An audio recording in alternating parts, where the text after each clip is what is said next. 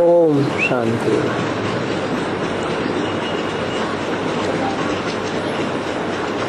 जगदम्बा माँ ओम राधे के स्मृति दिवस पर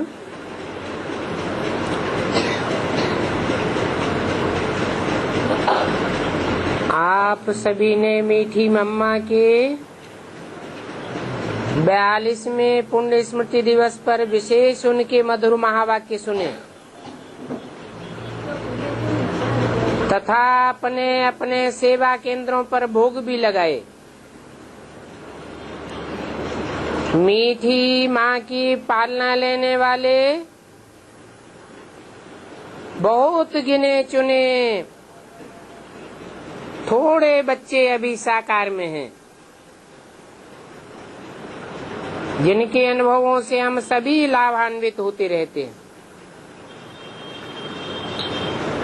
मधुबन में भी पुराने भाई बहनों ने, दादियों ने अपनी मीठी माँ को याद करते हुए उनकी विशेषताओं का वर्णन किया। जब दादी जी से पूछा कि दादी मम्मा की विशेषताएं सुनाओ,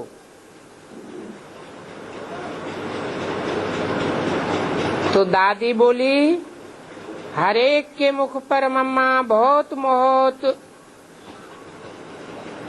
गंभीर दिखाई दे रही थी, लेकिन मम्मा गंभीरता के साथ दूरंदेशी भी थी, विशाल दिल थी, सयानी थी, समझू थी। मम्मा की वाणी भी बहुत स्वीट थी, मन कहे कि सुनते ही रहो। मम्मा जब शुरू में बाबा के पास आई तो बहुत अच्छी डांसर थी। मम्मा मेरी क्लास फेलो थी। मम्मा से सबको शक्ति की भाषण आती थी। मम्मा का स्लोगन था, हुक्मी हुकुम चलाए रहा है। तो दादी ने बहुत प्यार से मम्मा की इन विशेषताओं का वर्णन किया। दादी जानकी ने भी टीचर्स क्लास में मम्मा की अनेक विशेषता सुनाई।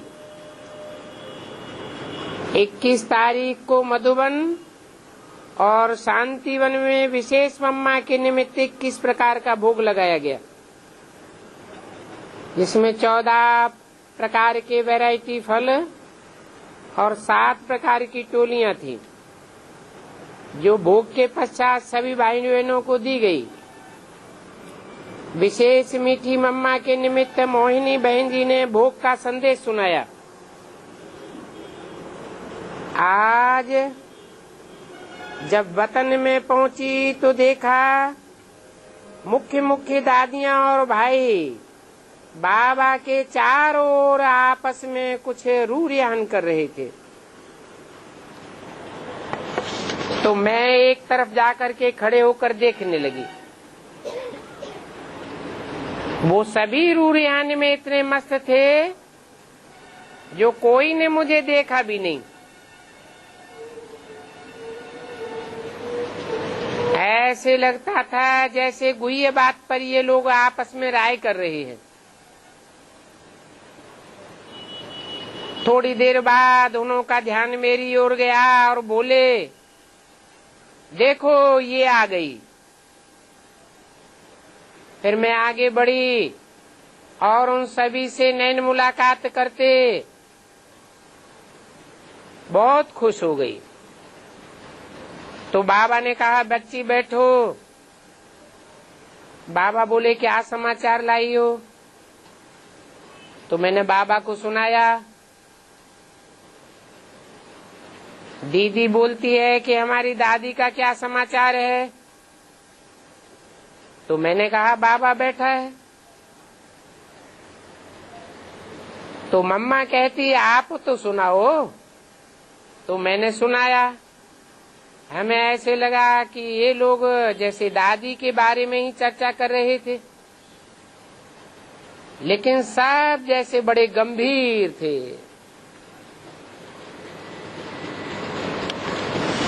कौन सी तारीख का संदेश है? मम्मा के स्मृति दिवस का 24 जून मम्मा ने कहा, अभी आप क्या समझती हो कि परिवर्तन में कितना समय रह गया है? तो मैं बाबा की तरफ देखने लगी और कहा, ये तो बाबा जाने, बाबा तो जानी जाननहार है, हम सब तो बाबा के हाथ की कठपुतलियां हैं। जैसे वो बताता है, सुनाता है, चलाता है, हम चलते हैं। तो मम्मा ने कहा, आप सबकी स्थिति तो हमने देखी, सभी तैयार हो रहे हैं। तो बाबा ने कहा, बाबा ने बच्चों को इशारा दिया है कि जो कुछ होगा अचानक होगा और उसकी शुरुआत जो होगी वो भी नेचुरल कैलेमिटीज से होगी।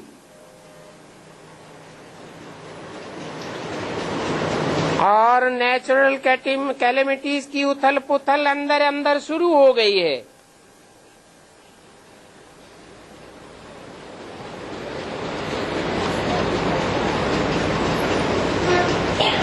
नेचुरल कैलेमिटीज उसका मूल कहाँ से शुरू होता है?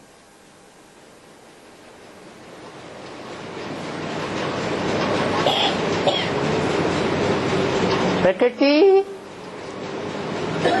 जिसे कुदरत कहा जाता है,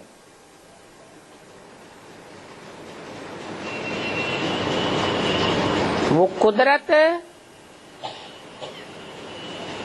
प्रकृति कहो,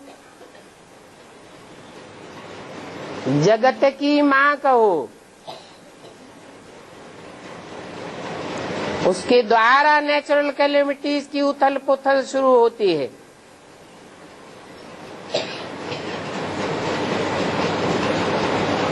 उथल पुथल पहले चैतन्य से शुरू होती है कि जड़ से शुरू होती है? निमित्त कौन है? जड़ निमित्त बनता है या चैतन्य निमित्त बनता है? निमित्त साकार को कहा जाता है। साकार में पार्ट बजाने वाली प्रकृति है, साकार में पार्ट बजाने वाला प्रकृति पति भी है।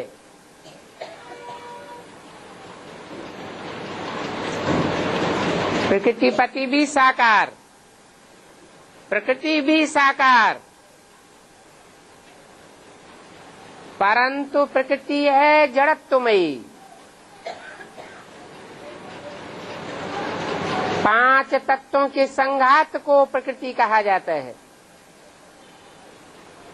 5 तत्व हैं: पृथ्वी माता, जल देवता, वायु देवता, अग्नि देवता, आकाश देवता। इन 5 में मुख्य देवता कौन है? 5 में मुख्य है पृथ्वी। पृथ्वी में 5 ही तत्व मौजूद हैं। जैसे 5 विकारों में मुख्य विकार है काम विकार, और उसका मूल है देह अभिमान।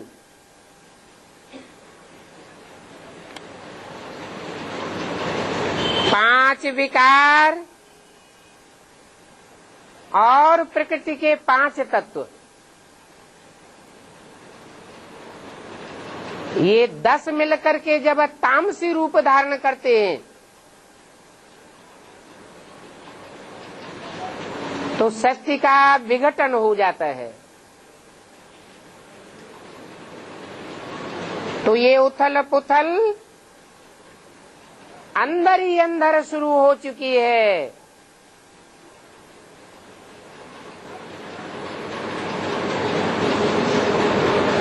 प्रकृति जिसके लिए अव्यक्त वाणी में बोला है, दोनों हाथों में झाड़ू लेकर के एवर रेडी खड़ी है।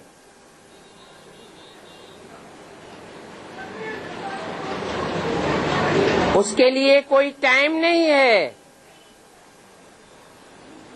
कोई मीटर नहीं है,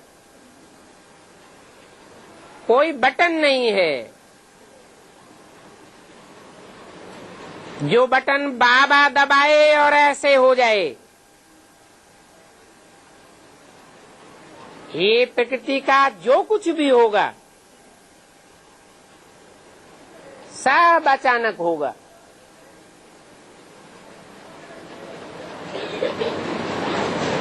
अंदर अंदर उथल पुथल हो रही है, जैसे भूकंप आते हैं तो ज्वालामुखी बाहर पहले ही नहीं फट पड़ता, पहले पृथ्वी के अंदर भारी उथल पुथल होती है, बाद में ज्वालामुखी फूट पड़ता है अचानक। तो संदेशी ने कहा, दीदी आप सब अभी क्या कर रहे हो? तो बोला, हमारी तैयारी तो बाबा के हाथ में है, हम तो तैयार हैं। जब बाबा हमको सिग्नल दे तो हम भी अपना कार्य शुरू करें। कौन तैयार है?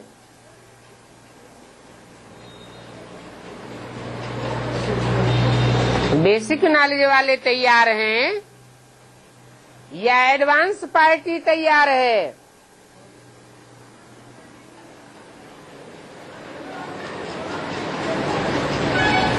ये किसने बोला कि हम तैयार हैं? एडवांस पार्टी में भी जो एडवांस ग्रुप है, जिसमें अष्टदेव दिखाए जाते हैं, जिनमें जल, वायु, अग्नि, आकाश, देवताएं मुख्य भी दिखाए गए हैं, जिनके लिए अव्यक्त वाणी में बोला है कि एडवांस पार्टी तो एवर रेडी है, आप लोगों का इंतजार कर रहे हैं।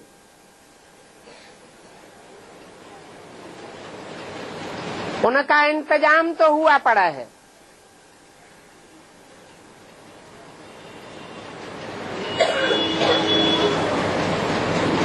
तो बोले, हम तो तैयार हैं, जब बाबा सिग्नल दे तो हम भी अपना कार्य शुरू करें। ये बाबा का कार्य है, हमारे से कार्य लेना और हमको सिग्नल देना।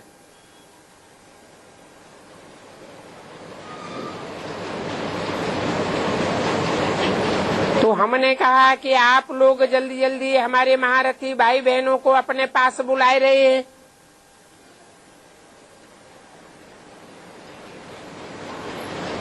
सूक्ष्म वतन में, एडवांस पार्टी में,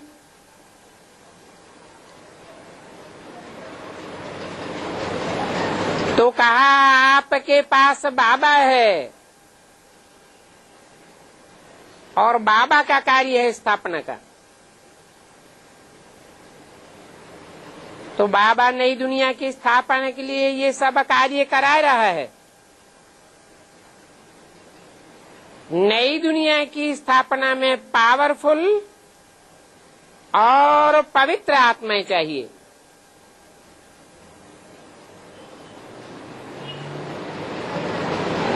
इसके लिए एडवांस पार्टी दिन प्रतिदिन मजबूत होती जाएगी।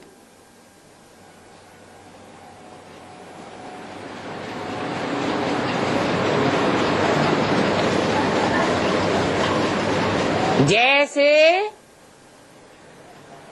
कोई चीज का सार निकाला जाता है, एक्सट्रैक्ट निकाला जाता है,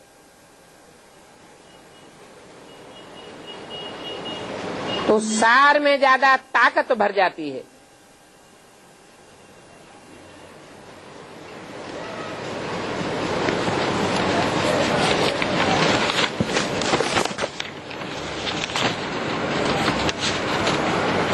उसी तरह एडवांस पार्टी का फाउंडेशन बहुत पक्का है।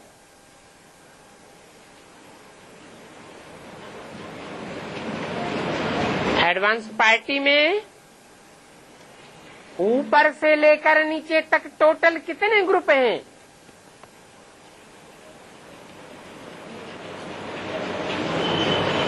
9 ग्रुप हैं,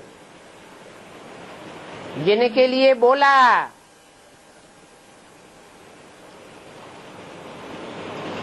एक भी पावरफुल संगठन तैयार होने पर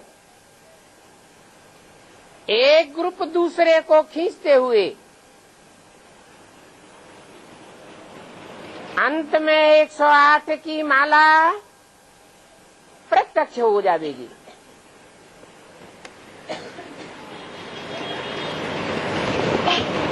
तो जरूर पहले पहले कोई खींचने वाला ग्रुप होगा जो और ग्रुप्स को खींचेगा।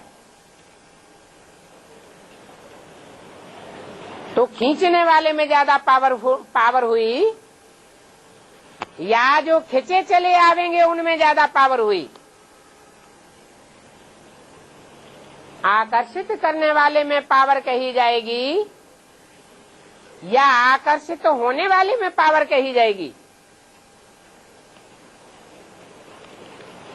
एक है खींचने वाला और बाकी हैं सब खींचे चले आने वाले। इससे साबित होता है कि 9 ग्रुप्स में जो पहला ग्रुप है उसके लिए बोला कि इस फर्स्ट ग्रुप का फाउंडेशन बहुत पक्का है। कोई मकान का फाउंडेशन जितना पक्का और गहरा होता है उतनी ऊंची ऊंची बिल्डिंग बनाई जा सकती है।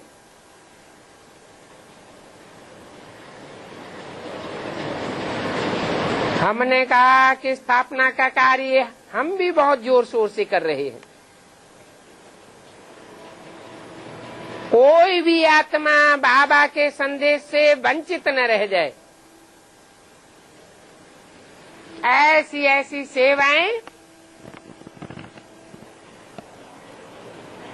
हमारे ग्रुप के द्वारा भी चल रही है। ये किसने कहा? संदेशी ने कहा।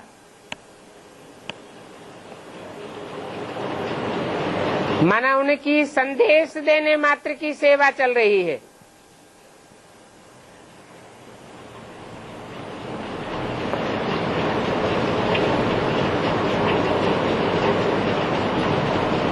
तो बोला स्थापना का कार्य आप कर रहे हो और हम नई दुनिया के फाउंडेशन का कार्य कर रहे हैं।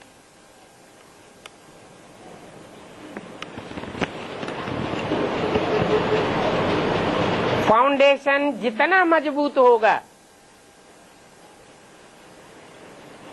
उतना बाद में कार्य गहराई से, ऊंचाई से और पावरफुल तैयार होगा।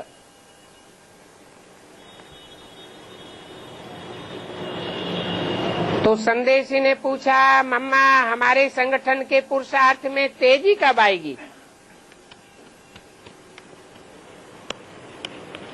तो मम्मा ने कहा कि अभी आप लोगों का टेंशन कम है,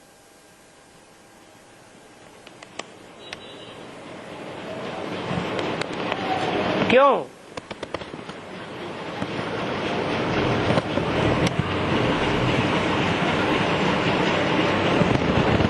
बेसिक नॉलेज से जो संदेशी संदेश लेकर के गई, उसके लिए ऐसे क्यों बोला कि अभी आपका अटेंशन कम है? माने जो भी एडवांस पार्टी की एडवांस नॉलेज है, उस ओर आपका रुझान कम है, आपका अटेंशन कम है। बहुतों के अंदर चलता है कि समय आएगा तो हम भी देख लेंगे, तैयार हो जाएंगे। तो आप समय का इंतजार करते हो। समय जड़ है या चैतन्य है? हैं? समय को परिवर्तन करने वाला चैतन्य है या जड़ है? परिवर्तन करने वाला चैतन्य है, और समय स्वयं जड़ है। समय का पहिया है। ड्रामा को समय कह सकते हैं। चार आरों वाला ये पहिया है जो घूमता रहता है।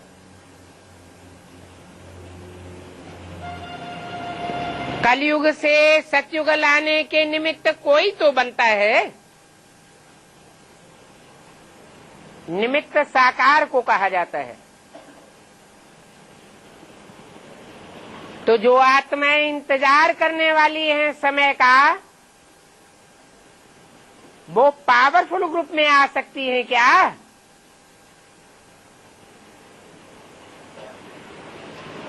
वो पावरफुल ग्रुप में नहीं आ सकती, क्योंकि इंतजार करने वालों की लिस्ट में है। पावरफुल ग्रुप में वो कहे जाएंगे जो इंतजाम करने में लगे हुए हैं। ऐसे नहीं कि जब होगा तब देखा जाएगा, हम भी कर लेंगे, हम भी देख लेंगे। इसलिए इंतजार करने वाला ग्रुप बार बार पूछता है कि अभी कितना समय है। लेकिन बाबा ने कई बार इशारा दिया है कि समय की सुइयां आप हो, घड़ियां आप हो।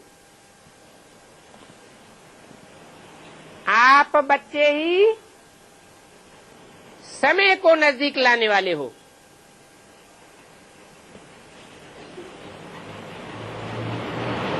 आप अगर पूछते हो कि समय कब आएगा, तो ये बात सुनकर के हंसी आती है।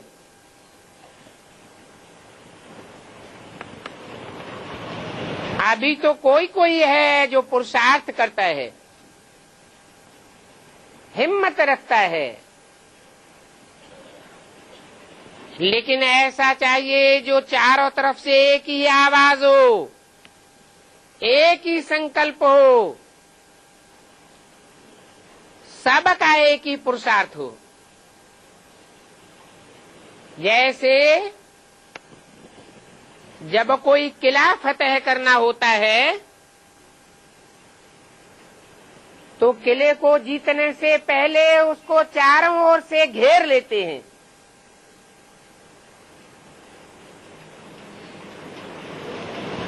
एक तरफ भी उसको छोड़ते नहीं हैं। पहले चारों तरफ से घेरा लगा करके फिर हमला किया जाता है।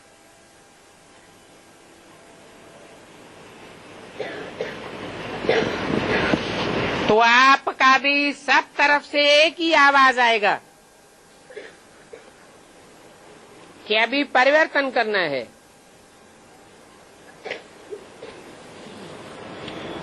आबू अब्बा के घर जाना है। तब आप देखेंगे चारों तरफ का आवाज। सबका एक संकल्प और सबकी अवस्था में कितना जल्दी परिवर्तन आता है। तो बाबा ने कहा कि देखो, आज वतन में आपकी मम्मा और ये सब बहनें आई हैं।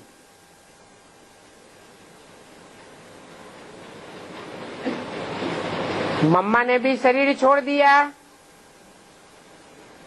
और बहुत सी बहनों ने भी शरीर छोड़ दिया। शरीर छोड़ने के बाद कहाँ की बात बताई?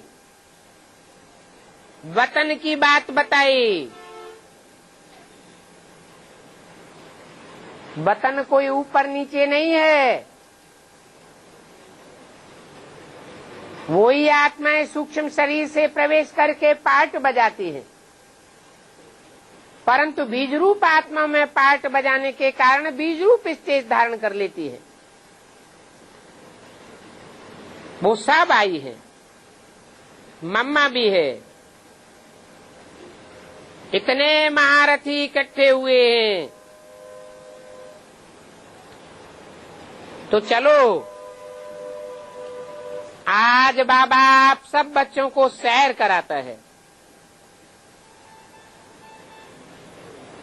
तो बाबा हम सबको लेकर के सागर के किनारे पहुंचे और सागर में बहुत ऊंची ऊंची लहरें उठ रही थी। वो सागर जड़ा होगा या चैतन्य होगा? जड़ सागर में जड़ लहरें उठती हैं और चैतन्य सागर में चैतन्य ज्ञान की ऊंची ऊंची लहरें उठती हैं।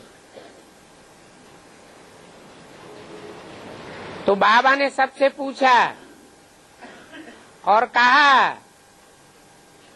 बच्चे सागर की गहराई में जाएंगे?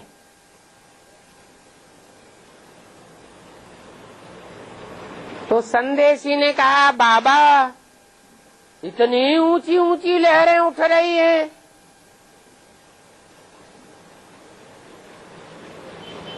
इन लहरों के बीच में तो डॉट डॉट संदेशी से बोला नहीं गया।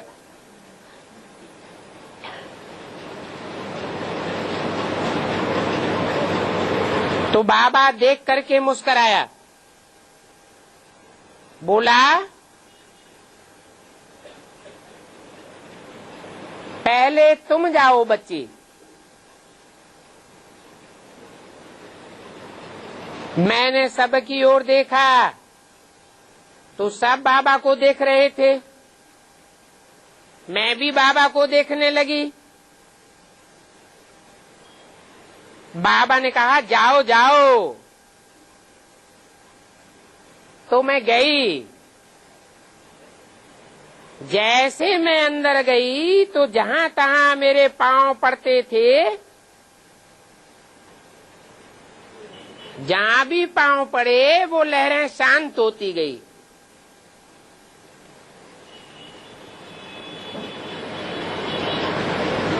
अरे एडवांस नॉलेज की गहराई में बुद्धि लगाएंगे तो समझ में आएगी बात। बात को समझने की कोशिश ही नहीं करेंगे तो हलचल होगी या शांति होगी? ऊपर ऊपर से लहरों को देख लिया, लेकिन अंदर में कितनी शांति समाई हुई है। तो सागर के तल्ले में भी जाना चाहिए ना। थोड़ी दूर जाकर के बाबा को देखा और बोला, बाबा मैं वापस आऊं? तो बाबा ने बोला, भले आ जाओ।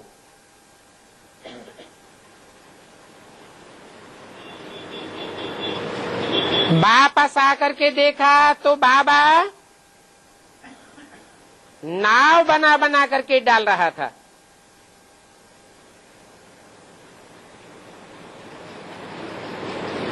नाव के बारे में क्या बोला है?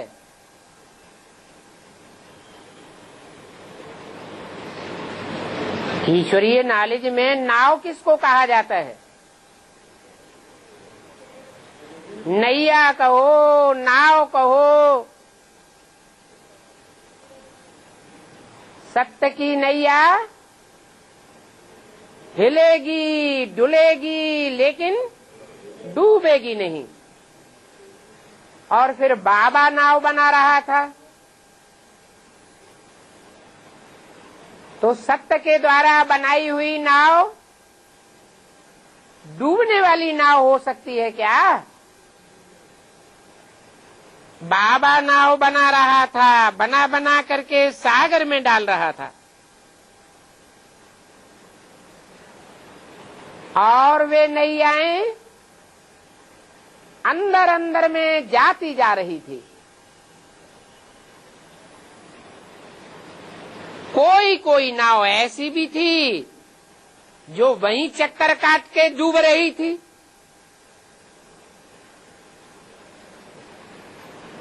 पानी का भंवर पड़ता है ना, उस भंवर के जाल में नाव कोई फंसती है तो डूब जाती है, और कोई ऐसी भी थी जो लहरों को पार करती जा रही थी। जैसे लहरों के ऊपर उड़ रही थी। और तीसरी तरह की नाव भी थी जो एकदम शांत होकर के चल रही थी।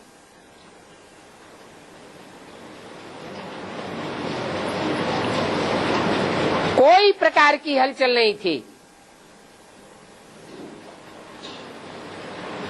बाबा मम्मा से पूछता है कि बच्ची, ये नावें कोई हलचल में हैं,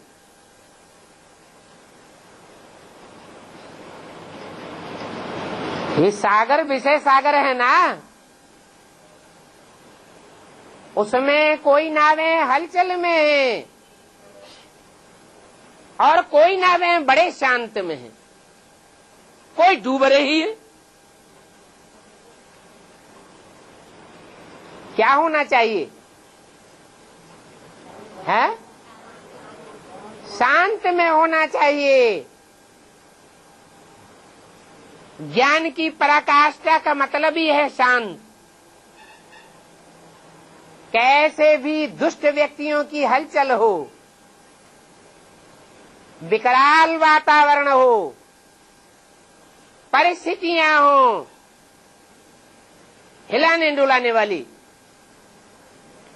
जैसे कि 100 बगुलों के बीच में एक हंस अपनी मौज मस्ती में मस्त रहता है।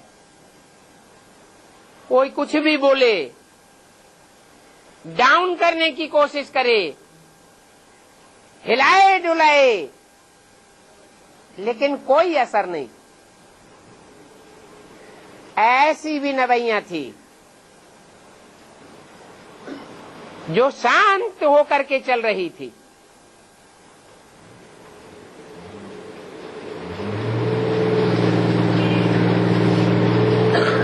तो बाबा ने पूछा, बताओ मम्मा, ये क्या बात है? कोई नवैया हलचल में है, कोई डूब रही है और कोई बड़े शांत में चल रही है। इसका क्या कारण है? तो मम्मा ने बाबा की तरफ देखा, फिर सभी दादियों की तरफ देखा, तो बाबा मुस्कुराते रहे।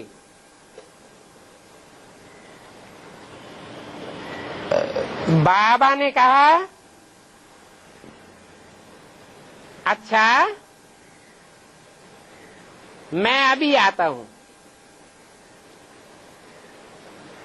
आप लोग आपस में रूरियान करके बताओ कि तीनों प्रकार की नवैयों में ऐसा अंतर क्यों है? फिर हमने कहा मम्मा को कि मम्मा आप बताओ ये कैसी नावें थी?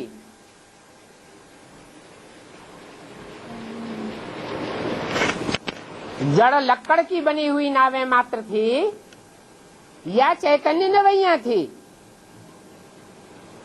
कैसी थी? तो मम्मा ने कहा आप लोगों का क्या विचार है? तो हमने कहा कि हम लोगों का तो यही विचार है कि जिन नवैयों की डोर बाबा के हाथ में है,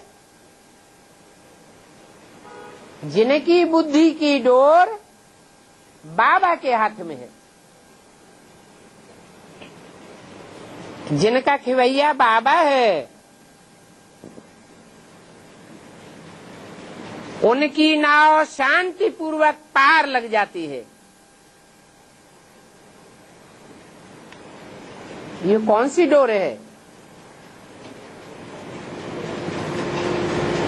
और बाबा कौन सा है? बुद्धि की डोर है और उन बुद्धि की डोर के द्वारा खेने का काम बाबा साकार का है, जिसमें निराकार काम करता है। नवैयों की बुद्धि बाप के हाथ में है। ये तो पार्शलिटी की बात हो गई कि कोई की डोर बाबा ने अपने हाथ में ले ली, कोई की डोर ढीली छोड़ दी और कोई की डोरी हाथ से ही निकल जाने दी तो डूब गई। ऐसे क्यों?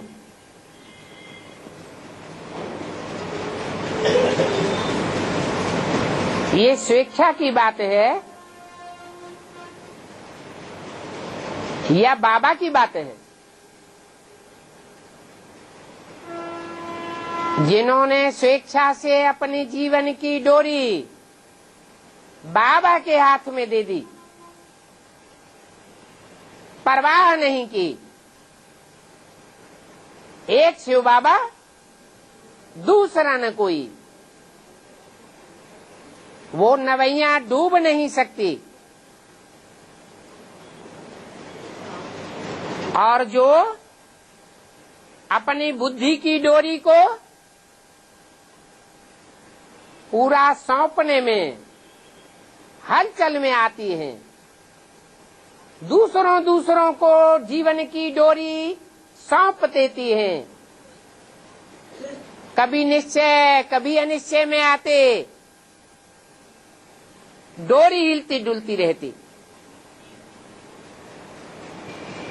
वो मीडियम पुरुषार्थी नवैया हैं।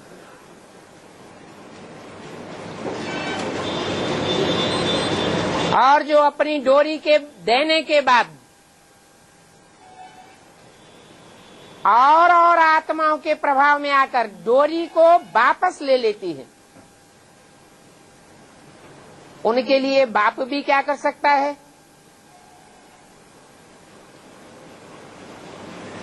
तो ये बात सुन करके मम्मा मुस्कराई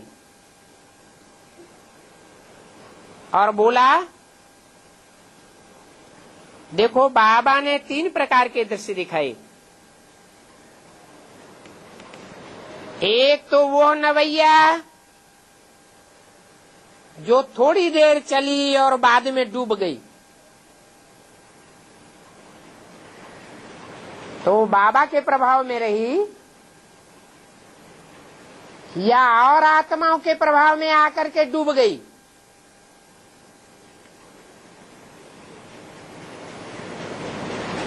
तिरसठ जन्मों में जिन्होंने जैसा जैसा पार्ट बजाया है, वैसी वैसी शूटिंग अभी हो रही है।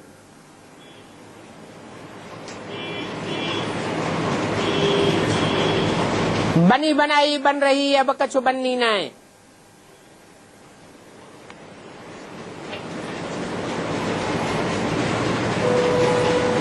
बाबा कहते हैं कि कुछ बच्चे हैं जो कहते हैं हम बाबा के हैं, लेकिन मुख से कहते हैं और अंदर से डरते हैं, निश्चय बुद्धि न होने के कारण। संपूर्ण निश्चय बुद्धि नहीं है, निश्चय हिलता डुलता रहता है, तो नवैया डूब जाती है। और दूसरे प्रकार के वो बच्चे जिनकी डोर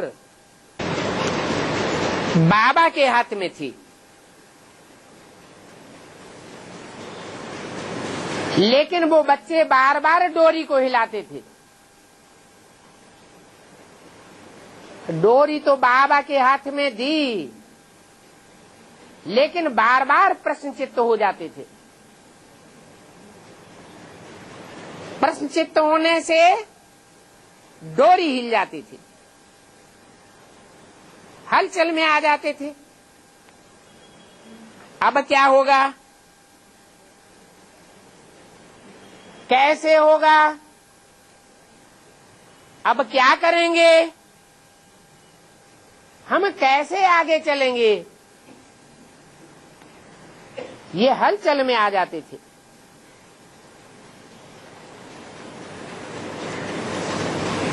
लेकिन फिर भी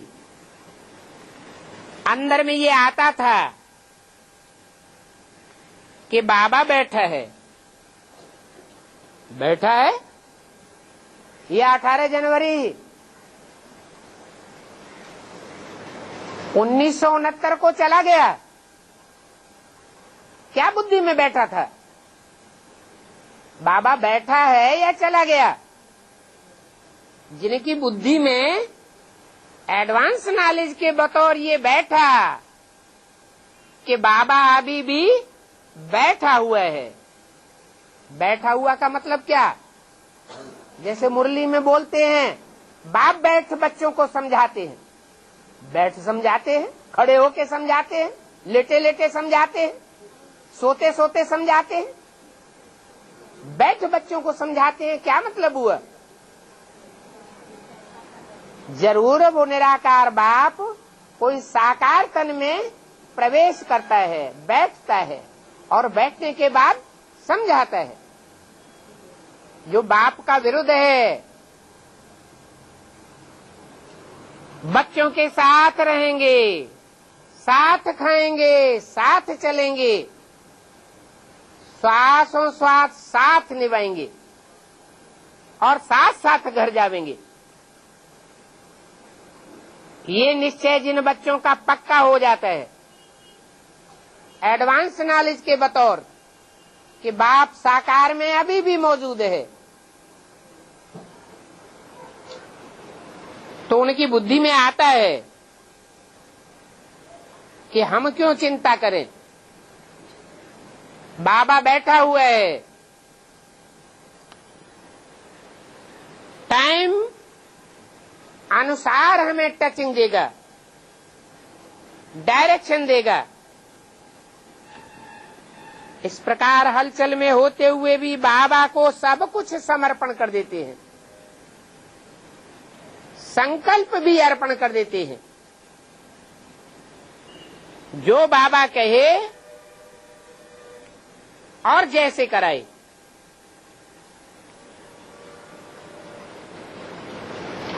तो बाबा कैसे कहेगा? कैसे कहेगा? बाबा ने तो सन 68 में 69 में शरीर छोड़ दिया, क्या ऊपर से अब आवाज आएगी? जैसे मुसलमान लोग कहते हैं अल्लाह मियां ने ये फरमाया,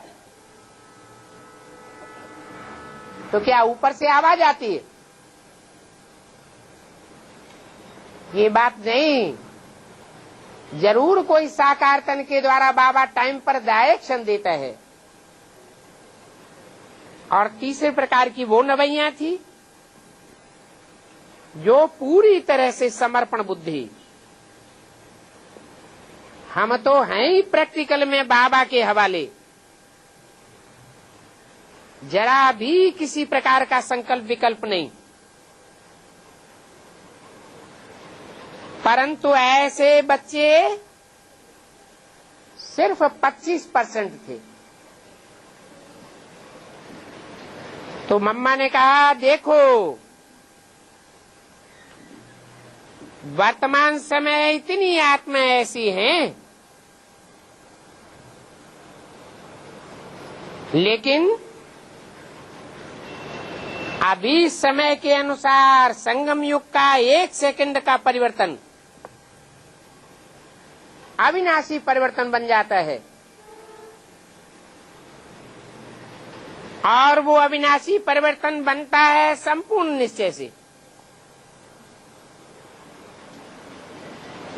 संपूर्ण समर्पण भाव से। क्यों? क्योंकि जितना अर्पण में होता है उतना ज्ञान का दर्पण पावरफुल बन जाता है।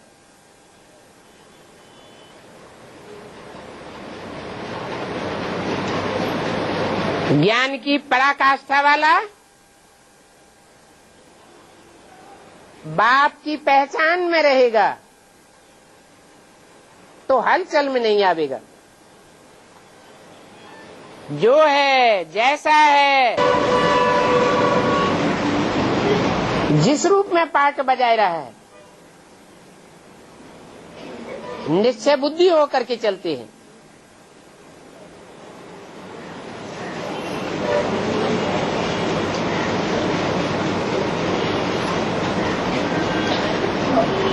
तो संपूर्ण समर्पण भाव जरूरी है,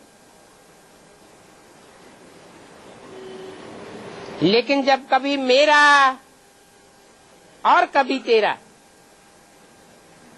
ये भाव आ जाता है तो हलचल हो जाती है। हाय मेरी नवैया का क्या हाल होगा।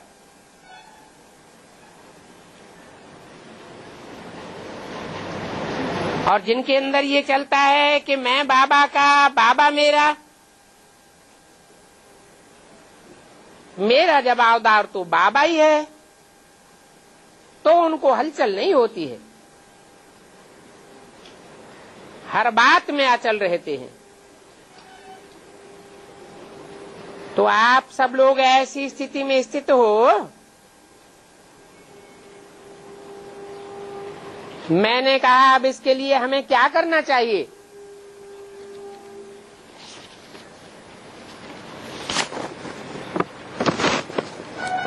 तो मम्मा ने कहा इसके लिए 2 बातें चाहिए।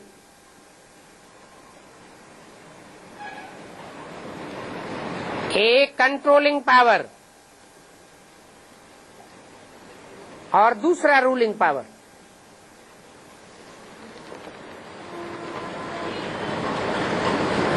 लेकिन कभी बच्चे कंट्रोल तो कर लेते हैं, संकल्पों की ट्रेन चलती है और ब्रेक पावरफुल है तो कंट्रोल कर लेते हैं, लेकिन फिर रूल नहीं कर पाते। और रूलिंग पावर नहीं है, परंतु कभी रूल कर लेते हैं तो कंट्रोल नहीं कर पाते हैं। तो रूलिंग पावर और कंट्रोलिंग पावर दोनों का बैलेंस रहना चाहिए। बैलेंस नहीं रहता है तो हलचल में आते हैं। ये 2 बातें अगर बच्चे अपने जीवन में धारण कर लें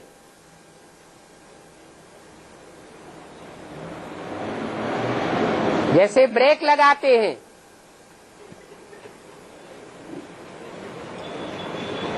तो पुर्जों को पूरा कंट्रोल किया जाता है। जैसे 4 व्हीलर चलाते हैं तो ब्रेक लगाते समय सिर्फ एक पांव काम करता है या दोनों पांव काम करने चाहिए? है? जो ड्राइवर होंगे वो जानते होंगे।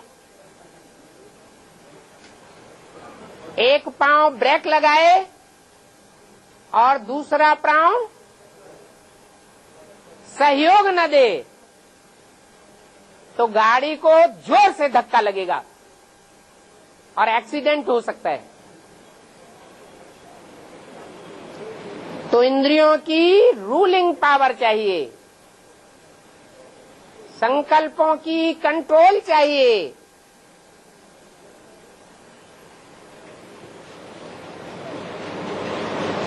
अगर ऐसा जीवन में धारणा कर लें तो सारी हलचल खत्म। और बाबा जो कहता है अचल अडोल स्थिर, तो ऐसी उनकी बुद्धि बन जाएगी।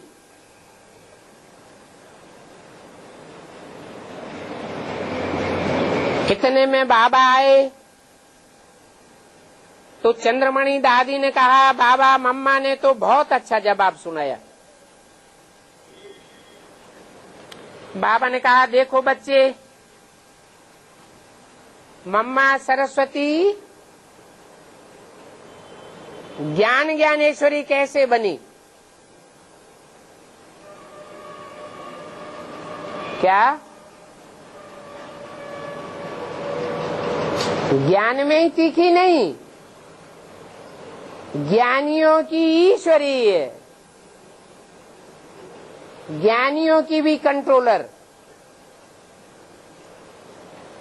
कैसे बनी? हर बात को मम्मा 1 सेकंड में जज कर लेती थी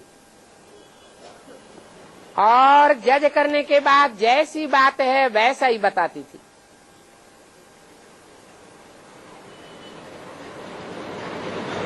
मम्मा अपनी शक्ति सेना और पांडव सेना के सहित तैयार है।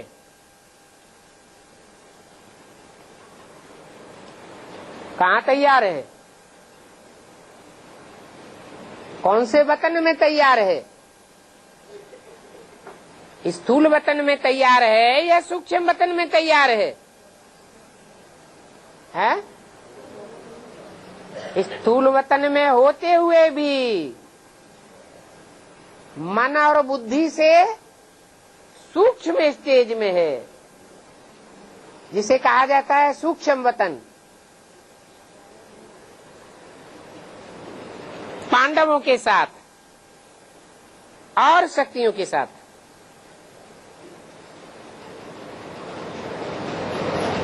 अभी चारों तरफ से बच्चों के अंदर उपराम घर चलने की भावना जब एकदम पक्की हो जाएगी,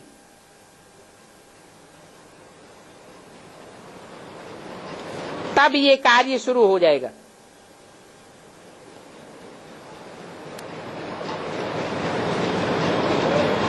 तब तक ये कार्य रुका हुआ है। इसलिए बच्चों को कहना, आज के दिन मम्मा की सौगात है कि उपराम बनो। उपमाना नजदीक और राम माना राम के नजदीक पहुंचो।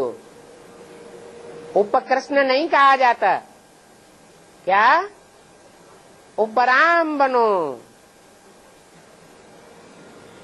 अब घर चलने की तैयारी करो।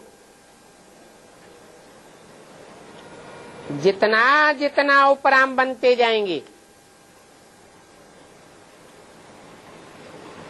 तो जिसका साथ करेंगे, नजदीक रहेंगे, तो संग का रंग लगेगा या नहीं लगेगा? है? जरूर संग का रंग लगेगा। घर नजदीक दिखाई देगा। सबने बाबा से कहा,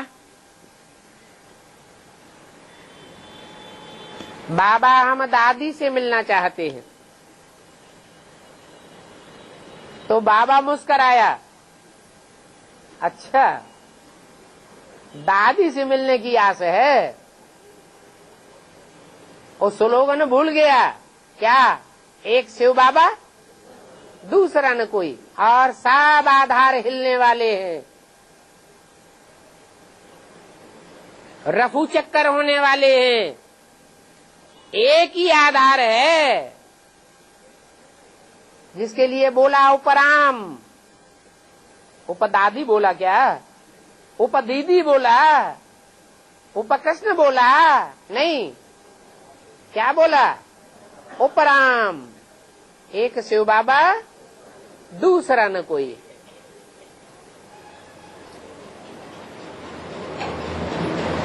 बाबा ने दादी को इमर्ज किया, तो जैसे दादी आई और सब बच्चे दादी को घेर करके बैठ गए, और दादी जैसे मम्मा के बीच में बैठी है। वतन में दादी वैसी ही थी। दादी ने कहा मैं ठीक हूं, क्योंकि हॉस्पिटलों के बहुत चक्कर लगाए थे ना। तो क्या जवाब दिया? हॉस्पिटलों के चक्कर लगाने के बाद मैं ठीक हूं। माना मौत से भी लड़ाई लड़के बार बार आई हूं, सब कार्य ठीक चल रहा है।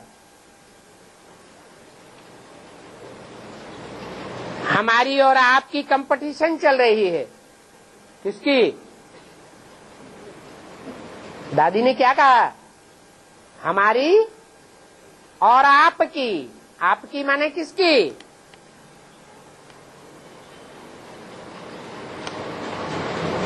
हैं? मम्मा की। साकार में इस बात का कोई प्रूफ है कि दादी मम्मा के कंपटीशन में बैठी हुई थी? नहीं। वर्ल्ड मदर का टाइटल विदेशों से किसने लिया अखबारों में? हैं? दादी ने टाइटल लिया कि नहीं? कौन सा टाइटल? World mother, Jagdamba. तो कंपटीशन हुआ या नहीं हुआ? कंपटीशन तो हो गया। साकार में भी कंपटीशन में थी, और आकारी में भी जो पार्ट बजाएगी वो कंपटीशन का पार्ट बजाएगी। और दूसरा प्रूफ,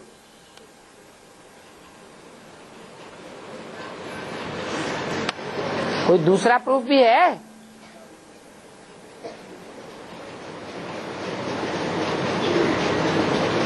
पहले सेंटर्स में ऊपर शिवलिंग का चित्र लगाया जाता था और नीचे मम्मा बाबा दोनों के चित्र लगाए जाते थे।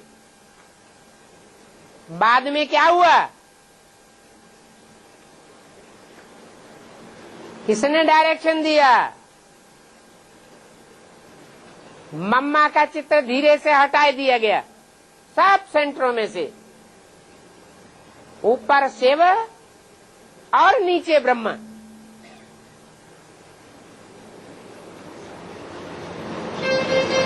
कृष्ण की सोल, कृष्ण की सिंगल पूजा की शुरुआत हो गई। राधा उर्फ मम्मा का चित्र हटा दिया गया। ये किस बात को प्रूफ करता है? हैं? कि मम्मा आदि में भी कंपटीशन में थी। किसके? दादी के। बीच में भी कंपटीशन में रही और अभी भी कंपटीशन चालू है।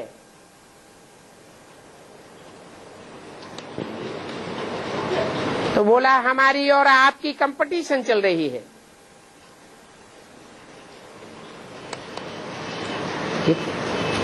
किस समय का है ये संदेश? अभी इसी साल 24 जून का संदेश है। तो दादी साकार में जीवित थी या नहीं थी? साकार में जीवित थी। तो बोली आप एडवांस पार्टी में हो। कौन?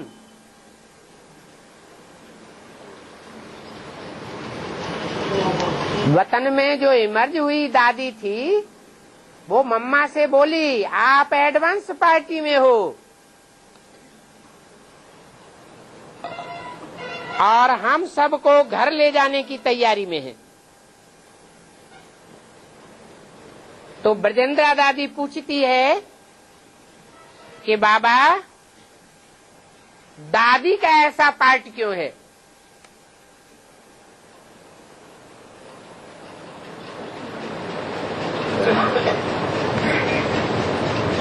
तो बाबा इशारे में कहता है ये भी चाहिए।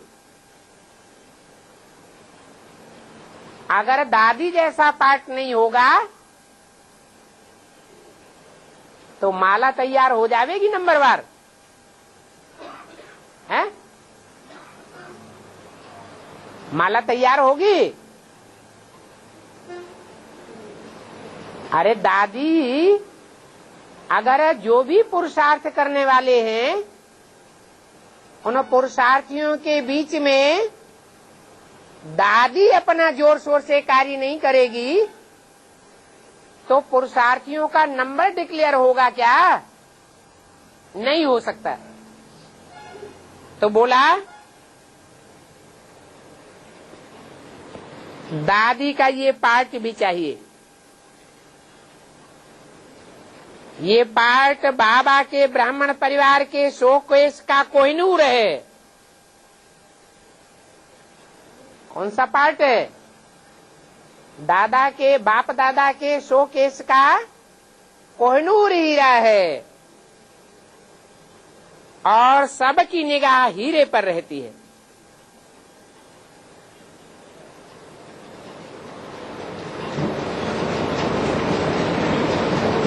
ये हीरा भी है और हीरो पार्टधारी भी है।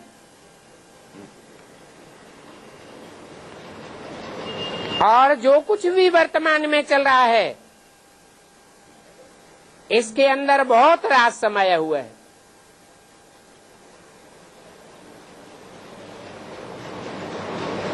कोई ड्रामा होता है, नाटक होता है तो एक ग्रुप हीरे का होता है, हीरो पार्टधारी का, और एक ग्रुप विलियन पार्टधारी का होता है। जो विलियन पार्टधारी के सहयोगी होते हैं वो अपना हीरो किसको मानते हैं? है? विलियन को मानते हैं। और हीरो पार्टधारी के ग्रुप वाले हीरो को अपना हीरो मानते हैं। अब दोनों में संघर्ष चलता है। बाद में पता चलता है कौन हीरो है और कौन विलियन है। तो दादी के इस पार्ट के अंदर बहुत राज समाया हुआ है। तो मैंने कहा बाबा क्या राज है? कुछ तो सुनाओ। तो बाबा ने कहा वो राज या तो गुड़ जाने या गुड़ की गोथरी जाने। गुड़ माना सेव और गुड़ की गोथरी माने साकार, प्रजापिता ब्रह्मा। उस राज को और अभी कोई नहीं जान सकता। परंतु जब समय आवेगा तो ये राज सिद्ध हो जाएगा। बच्ची साफ समझती है क्या? अंधी नहीं है, साफ देखती है। कौन कौन किसकी बात हो रही है? दादी की। गांधारी अंधी थी सब देखती थी, देखने योग्य थी, या जानबूझ के ऐसा कर रही थी? है जानबूझ करके पार्ट बजा रही थी। तो बोला कि बच्ची साफ समझती है, देखती है, अनुभव भी करती है। क्या कि बाप का पार्ट क्या है, कौन है, कहाँ पार्ट बजाय रहा है, कैसे पार्ट बजाय रहा है। अनुभव भी करती है, समझती भी है, देखती भी है। परंतु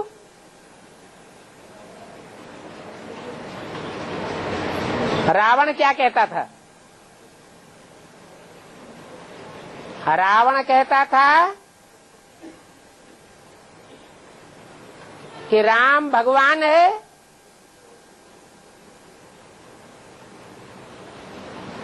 वो जानता था, परंतु हाथ पकड़े हुए था, जानते हुए भी जैसे न जानने का पार्ट अदा कर रहा था। अंत तक मुकाबला किया। ऐसे ही दादी भी अपना पार्ट बजाई रही है। सारे ब्राह्मण परिवार में जो भी बुद्धिमान बाप के बुद्धिमान बच्चे हैं, वो कहते हैं बाप साकार में आया हुआ है, और दादी क्या कहती? ऐसा हो नहीं सकता। तो वंडरफुल पार्ट है।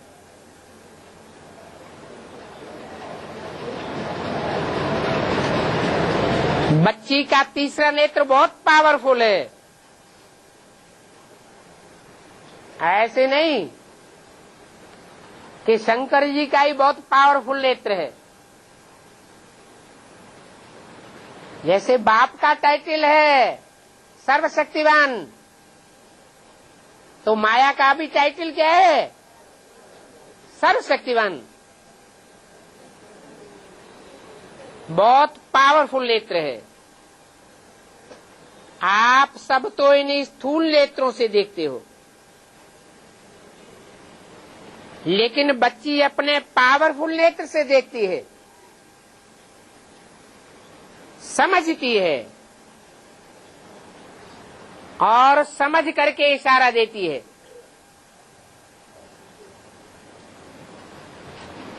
इन इशारों को कोई कोई समझते हैं। तो इस बात को हल्की रीति से नहीं लेना, अच्छी तरह से गंभीरता से युग युक्त होकर के समझ करके चलना है। फिर बाबा ने दादी को बहुत प्यार किया।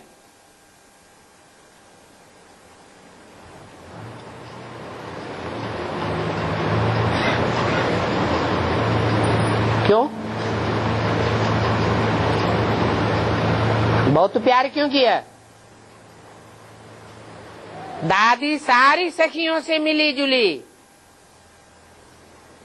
फिर बाबा ने सबको अपने हाथों से बूंदी और पूरी खिलाई, और मम्मा को कहा,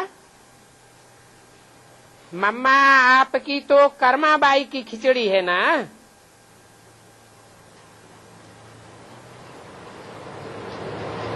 तो दादी कहती है, आज मैंने कर्माबाई की खिचड़ी बनवाई है।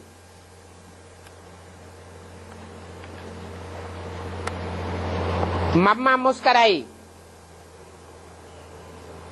और दादी ने अपने हाथों से मम्मा को खिचड़ी खिलाई, और बाबा ने सबको टोली खिलाई।